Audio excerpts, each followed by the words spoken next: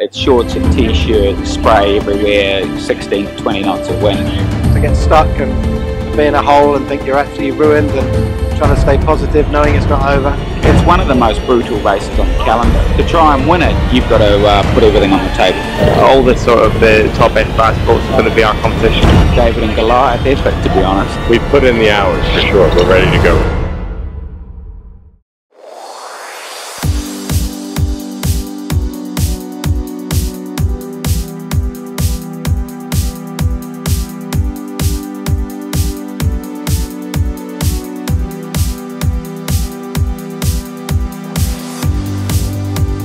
This year, which is the 6th edition of the Caribbean 600, we have over 60 boats.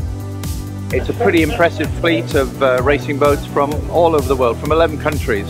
One of the main differences is the consistency of wind strength and direction relative to Dubai Muscat. Made up mainly of people from the UK. We've got a Polish guy, but mostly UK and Dutch. The other great thing about this race, I think, is the amount of reaching and broad reaching that's involved, and I'm really looking forward to that. We're racing against everybody, obviously, but as a yardstick, we need to use boats of a similar era and style. For the very first time for a classic together against the raid. The boat's going to participate in all the great ocean races, particularly the ones that the boat did in the 1930s. They are coming as a very big winner on the Transpac, so I like to challenge them. I'm not sure about overall, but certainly line honours is what we're aiming for. I guess Rambler, Bellamente, the Open 60, all the sort of the top end fast boats are going to be our competition. I will be close with a Volvo here, and with Belamonte and Rambler. We've got an interesting group of boats to race against. No exactly the same as us, but two of the best mini-maxis in the world in Bellamente and Shockwave. I think this is like the buoy racers offshore race because there's always a corner or a sail change or something happening. It's like you don't like what's going on, just wait 2 hours. We just went out for a long upwind leg just to gain confidence in the setup, balance of the boat, and feels pretty good, and we're looking forward to the race tomorrow. It's going to be, anywhere 15-20 knots for the whole race course, which is a hugely challenging race course, lots of tactics involved. We're looking forward to representing the Caribbean because we have to throw down and represent the Caribbean. This race has really captured the imagination of different countries and top sailors who really want to win this race. So we're looking forward to some stunning conditions as usual that we get in the Caribbean, and I think that everyone's going to have a wonderful race in perfect conditions on a great race course.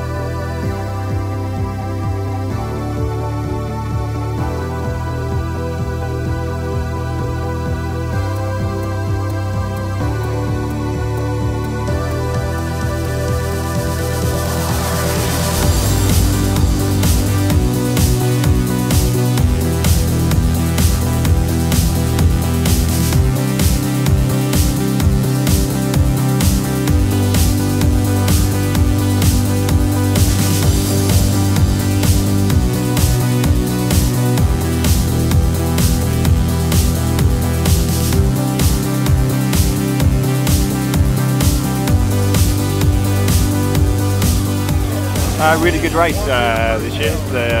Quite a quick race. We finished it just over 48 hours. We had a really good session, really good part down the side of Guadeloupe, going down there in the afternoon, and us and Bellamente managed to get through there pretty much unscathed. As a team, we're possibly the most beaten up of any event we do at the finish, because to try and win it, you've got to put everything on the table. From Desirade to back to Barbuda, we sailed that leg pretty well. We did quite a lot of peels, always pushing the boat pretty hard. I think we went around Redondo with less than 20 minutes behind Bellamente, and the goal was, we knew we had to be within 45 minutes of them, 48 minutes of them at the finish, so we just had to sail smart up the last beat. You know, we were in sight of both Shockwave and Rambler the whole way around the track, and we just boat for boat with Rambler, which was just unbelievable. There are times where we were separated enough so we were all making our own choices, but there were a few times that first leg off the starting line and then coming into the finish where we were all pretty close together and starting to think about the implications of the tactics relative to what the other guy was doing. We were able to keep the hammer down the whole way through the night. That's where we closed on Bellamente and closed on Rambler to give us a chance for the overall. Very excited to have been first boat to finish, but a little bit disappointed that we feel slightly cheated out of the contention of possible IRC overall win. Really, both of us hardly ever stopped moving, but they had a much better path and got past us and got a lead that they were able to protect the rest of the race. Well, to be honest, we're really surprised to have held off Rambler. You know, she's 20 feet longer and water ballasted, and yeah, it was a David and Goliath effort, to be honest. So we're very, very pleased with that performance. You know, hopefully we'll see how Pace and Privateer get on. They're still very fast, very well sailed boats. So you know, it's good. It's good to beat the people around us that the guys that we can race against. So it's good, very well sailed by all.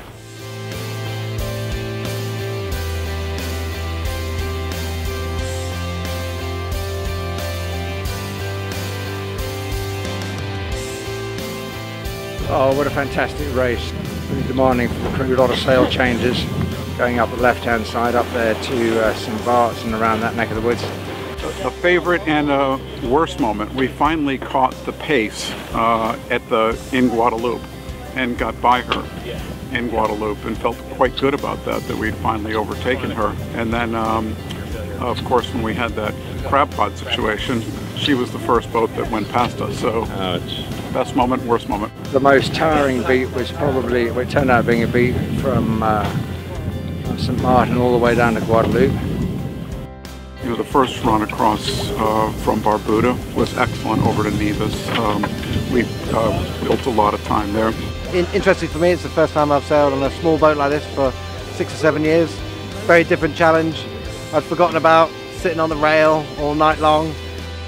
We had a great start off the line, managed to be the first boat for the first 5, 6, 7 miles, and that's probably what won us the race, you know, being able to stay in front and to slow down Kwok.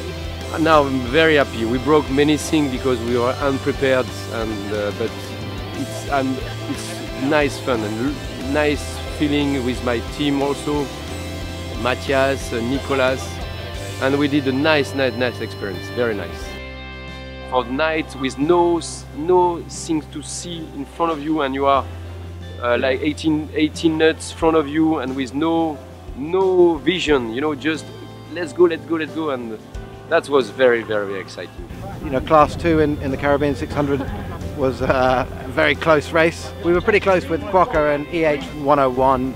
Great to have them inside the whole race, because otherwise, you know, it can be difficult to know exactly how well you're doing. But it's been a great race, and certainly one of the classics. Certainly one of the most enjoyable I've ever done. You guys just do a superb job at organizing it, of making us feel welcome, and that's why we keep coming back. This is my 4th time here, and we hope to be back next year.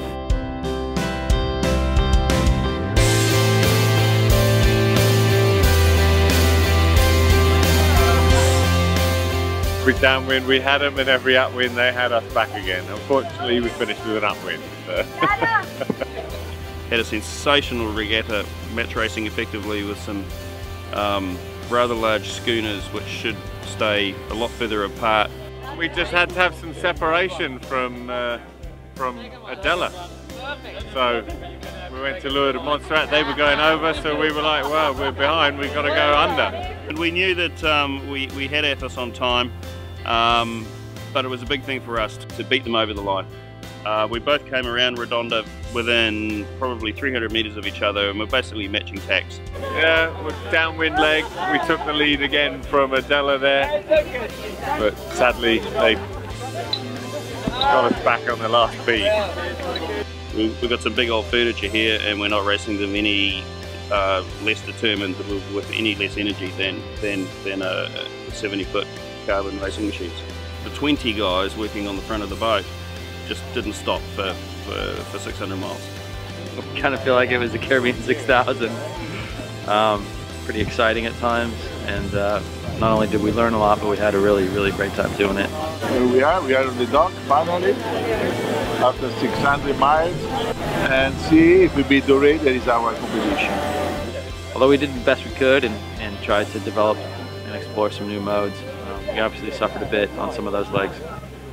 And we had a really good time. I think this regatta is one of the best I've done. The important thing is you've all forgotten how hard the race was. A few beers and you'll be telling everyone what a wonderful place Antigua is. All you'll remember is the warm water, the stars at night. You've forgotten about the rain and the squalls and the uncomfortable sailing on the windward rail. You're going to go away and tell everybody that the RORC Caribbean 600 is the best race in the world.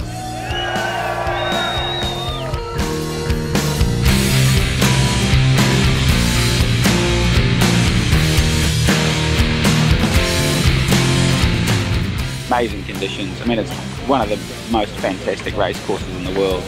Just relentless turning marks, relentless breeze, relentless cloud activity. It's just the most intense race, and that's why we keep coming back.